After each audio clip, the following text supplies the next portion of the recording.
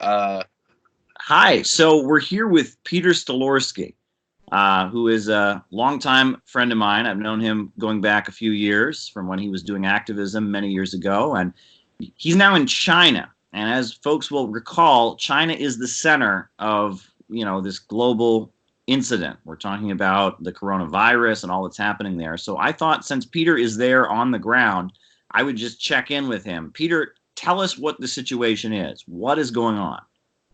right. Well, on the ground here in Shanghai, things are relatively peaceful, I would say. There's definitely a sense of tension in the air, and the government is doing a lot here on the ground to try to contain the virus and monitor the situation as it evolves. So going outside, the streets are pretty empty. Most people are staying indoors. And if you go into any public places like restaurants or supermarkets, you can expect to have your temperature checked. Um, Additionally, they closed down the majority of public places. So Disney World is closed. A lot of malls are closed as well. A lot of tourist spots are closed, and obviously that's all um, because they're trying to stop the spread between individuals who come in close contact with each other. Now, how do people feel about the situation? Uh, there's definitely a sense of fear, I would say. Um, and there's a lot of misinformation going around. Just in the past 24 hours, I've heard ridiculous things from numerous people, such as that the UK and Canada have completely stopped travel with China, which is not true.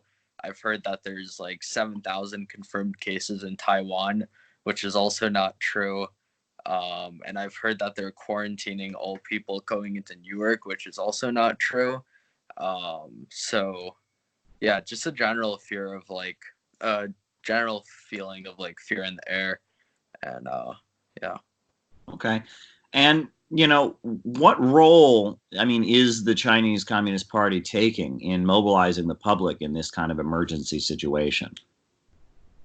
Um, well, so people here live kind of differently than the United States. There's no separate private apartment buildings, I would say. Like people have their own individual private quarters, but they live in communities. And basically with these communities are sets of apartment buildings in a designated area. And like these sets of apartment buildings are called communities, and the people there organize, and in normal times they would just do different sorts of community service, but now um, they're getting organized, and they're, for example, going door to door and seeing if everyone's okay, if everyone if anyone needs something, and additionally if anyone's sick, or if they need any assistance. Wow. Um, now, let me ask you, in US media, we're hearing different things. And you said you've heard things over there that are rumors that are not true. Can you describe some of the stuff that's in American media, perhaps, that is inaccurate about how the situation is being portrayed? um I mean, I think generally speaking, at least the media that I've read, which is Bloomberg, Reuters, they mostly just give numbers, and those numbers are relatively accurate. The only thing I would say is that for example, the New York Times has written things along the lines of oh, the Chinese government is handling this poorly, and then providing no justification as to why. Um, I mean, from what I've observed here, they're pretty much doing everything they can to contain the virus. You have uh, you have medical staff checking people coming into Shanghai. You have the entire province of Hubei on lockdown. Um, yeah, and I really feel they're working hard to contain it. Um, initially the in Wuhan, I think the local authorities could have done a bit more to contain it. But from what I've heard here, like those authorities responsible for the initial response have actually been fired. Mm. So I think the government's doing a pretty good job. Now, what you're describing with people knocking on people's doors and checking on them, with the whole country kind of being mobilized to defeat this virus, could you ever imagine something like that happening in the USA? I know you live in New York City just like I do. I mean, could you ever Yeah. imagine something like that happening in this country? Honestly, I think if the coronavirus happened in New York, it would just be absolute like pandemonium. Like I can't even imagine what it'd be like. Cause like here people will like stay indoors, like wear face masks, like have their temperatures checked. Like I feel like in New York City, like people don't wear face masks, and I don't think they would wear face masks if like there was a viral outbreak. Um, I feel like there would be a lot more panic and like yeah, especially with like the sanitation system in New York, like it would be horrible. Wow. Wow. Yeah. I've heard, interesting things. Like I'm seeing this report posted a lot of places about this hospital that was built in like 6 days. Can you describe that situation? Have you followed that? Yeah, I have been following that. I believe like now it's slated to be complete in under 10 days, but that's because they're like adding additional beds to it. Um, and I mean, it's kind of crazy to see that like they can build a hospital like that in such a short amount of time. I don't think it's been completed yet. So I'm interested to see like how that turns out. Okay. Now, Uh, you mentioned that New York City, it would be a disaster, and it is kind of embarrassing. I talk with students who come here from around the world. One of the things that they just can't believe is the low quality of our public transportation system. You know, can you compare the public transportation system of New York City with the trains of Shanghai? yeah, I mean it's like night and day, really. Like, um, so one thing that really blew my mind is that like when you go to the station here, like not only does it like tell you down to the second like when the next train is, the trains run every 4 minutes, and they even have like a little visual which shows you like where exactly the train is like at any given moment.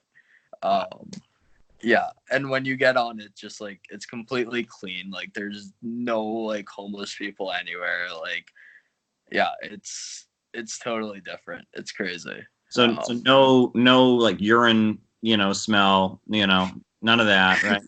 No waiting Yeah, for no, 20 minutes when the train is supposed to be there every 5 minutes, and then you're just stuck with a crowd of people waiting. Not that kind of situation at all. yeah, no. Believe it or not, there's like no rats, no garbage, no crabs. Apparently, I saw that recently. So Wow. yeah, it's totally different. Now, I'm also curious.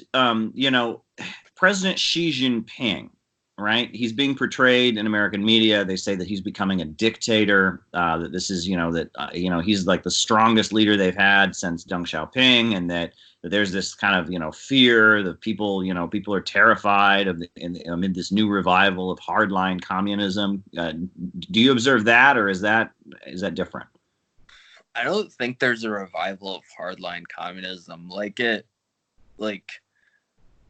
seems relatively free here, like in terms of like starting businesses and like running companies. Like I think at this point, like the Chinese government has realized that there's value in letting private companies like build their own brands and build their own products and like innovate.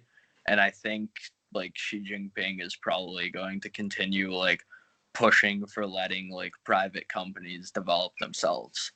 Hmm.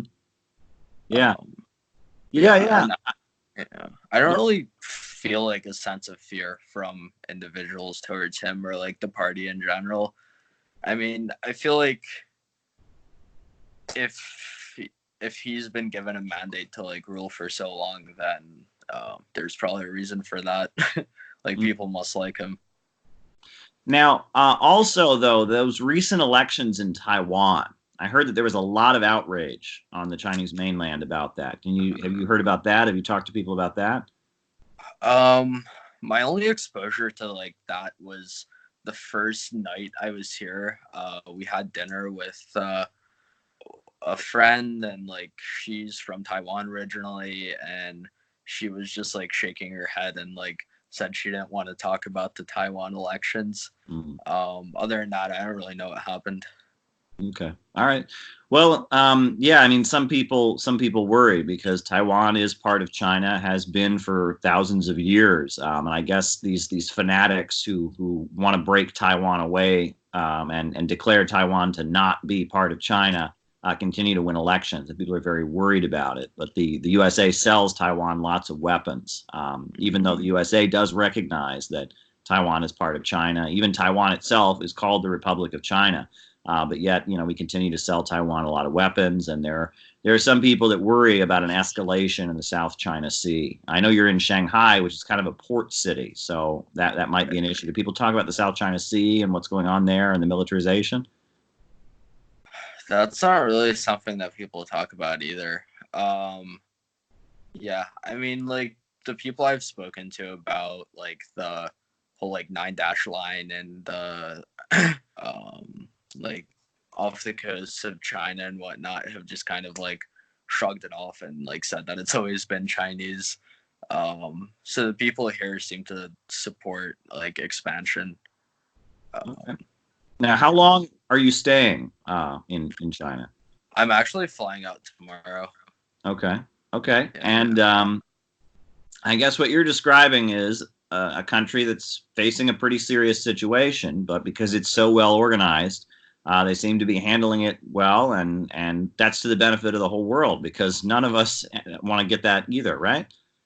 Right. Yeah. I mean, I think they're doing a great job. The one scary thing about like the coronavirus now is that um, it seems that some people who are asymptomatic are able to spread it. And, and that's kind of worrying because like one of the main methods which China has been using to kind of control the spread and like screen people has been checking people's temperatures to see whether or not they have a fever. And if they're able to spread it while asymptomatic, well, that kind of poses a challenge because now you can't really screen them as efficiently anymore. Mm. Now, what about this Uh, report that it was caused by a woman who ate a bat or something? Have you seen this? Like, what is that? What is that about?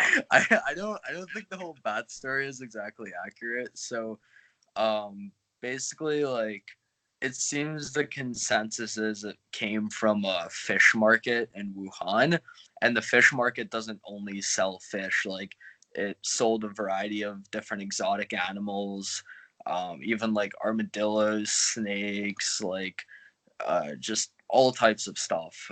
So we don't really know specifically what it came from. I think there was a paper published which said that it probably came from a snake. Mm. But I don't think that paper has been like confirmed by other studies yet. Okay. All right. Well, we'll be Yep. waiting to see what happens next. I hope you have a good flight and get back to the U.S. safely. I hope you and your good friends there are well, and I wish you all the best. Thanks for talking to us. Yep. Thanks a lot, Caleb. It was a pleasure. Thank you.